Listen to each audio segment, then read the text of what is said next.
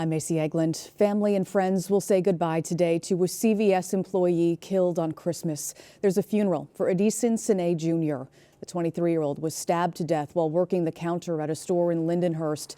Police say John Palacio was in debt and intended to rob the store. A former Bayshore teacher is expected in court today before his sex abuse trial begins. Jury selection in the Thomas Bernagosi case starts Monday. Last month, a judge denied dozens of alleged victims from testifying, saying that would produce a, quote, tsunami of prejudice against Bernagosi. And Long Islanders taking to the streets to protest against ICE.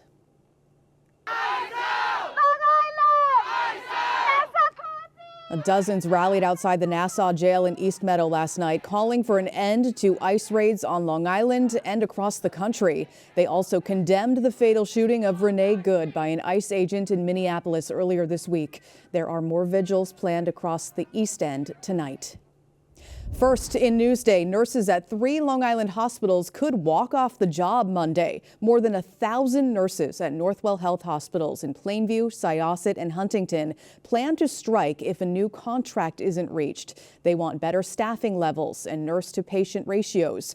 Now, Northwell says it continues to engage constructively at the bargaining table, but is bringing in contingency nurses if there is a strike.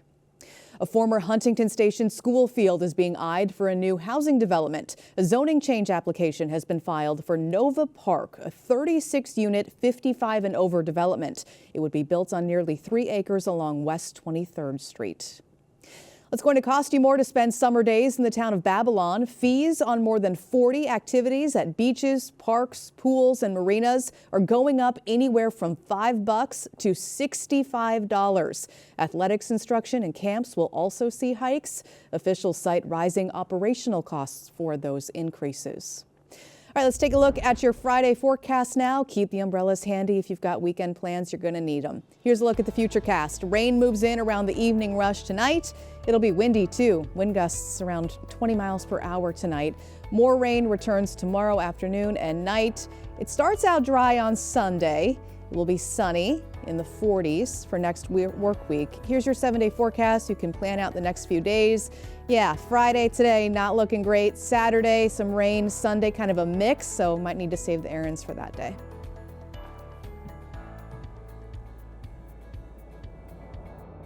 Long Island weather is brought to you by PTRC.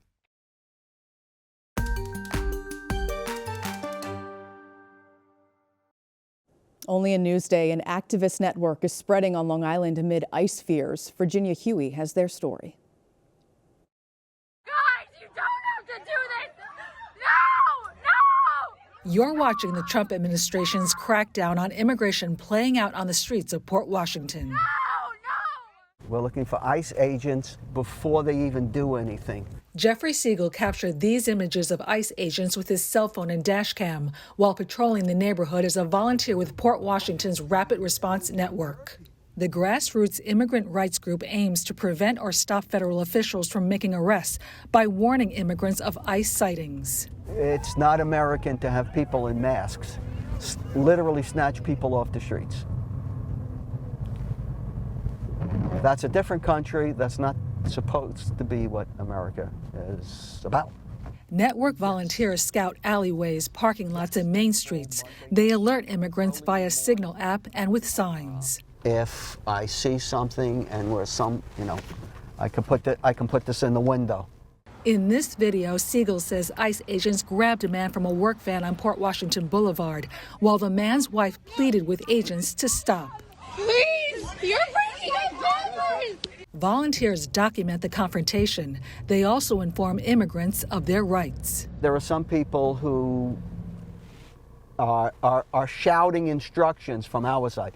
Shouting instructions, don't give them this document, you don't have to answer that question. Siegel says he was moved to take action after Fernando Mejia, a popular manager here at Schmear Bagel Cafe, was arrested by ICE while he was at work back in June. Mejia was later deported. He spoke to Newsday via Zoom from El Salvador. They come to me like, give me your papers, and then I give them my license, and they arrest me. ICE issued a statement to Newsday saying the agency, quote, does not indiscriminately conduct enforcement actions on random people. ICE officers conduct targeted enforcement actions that are based on intelligence-driven leads focused on aliens identified for arrest and removal from the United States. But Siegel says President Trump's immigration policy has sparked fear and uncertainty, and that's why his group will continue to provide protection and comfort. It's important for the immigrant community, documented or not, to see that there are people who are concerned about their rights. Siegel and other network members also hold weekly vigils at the Port Washington train station. It's their way of pushing back. The message is this is not the way we operate in our country. That's it. For Newsday TV, I'm Virginia Huey. Read more about the Rapid Response Network on our website, Newsday.com. Click Get More below the Newsday TV video box.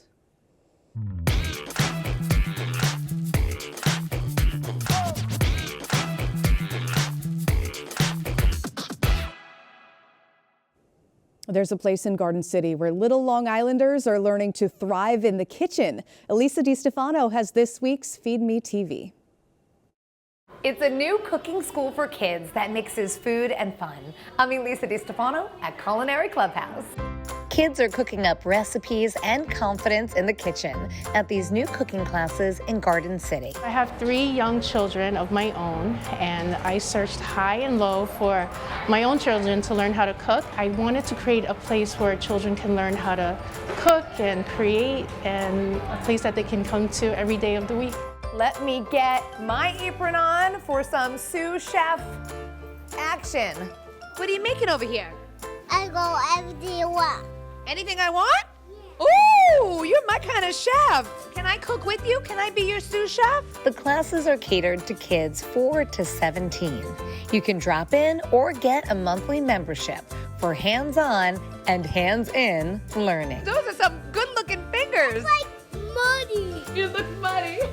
We have 2 kitchen classrooms, so it's really easy for parents to drop off their kids if they have 2 kids in separate age groups. We have our petite chefs from 4 to 7, our commis chefs, which are junior chefs from 8 to 12, and our apprentice, which is our teen chefs. It's just really fun to make these cool dumplings that taste so good. All right, well, I volunteer to be your taste tester. Compliments to Chef Miles. It's delicious. Thank you. And at the end of every class, kids get to eat what they made. How does it taste? Good. Good? Wait, yeah. Super good. They like to ask me if they can help me in the kitchen now, so I like that. I appreciate that, so yeah. So they help cook, or do they help clean up? They do. That's a must. So beneficial that I'm not cooking no more. That's beneficial it is for me. No more cooking. But you got some tasting going on here. Delicious. If anyone wants their children to learn, this is the place to come. Such a neat opportunity for those kids. And for more about the Culinary Clubhouse on Newsday.com, click Get More below that Newsday TV video box.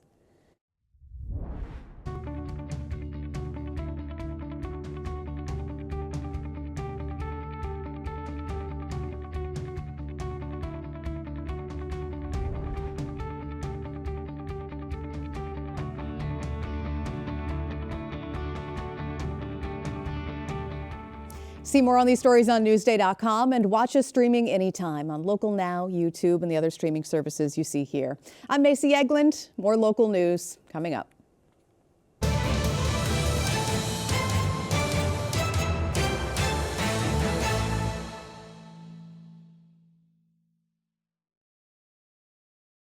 There's more to Long Island than you know when you picture this. Join Macy Eglund for a journey through some of the major moments in Long Island's past through the lens of the Newsday archives. Picture This, available now at Newsday.com/picture this.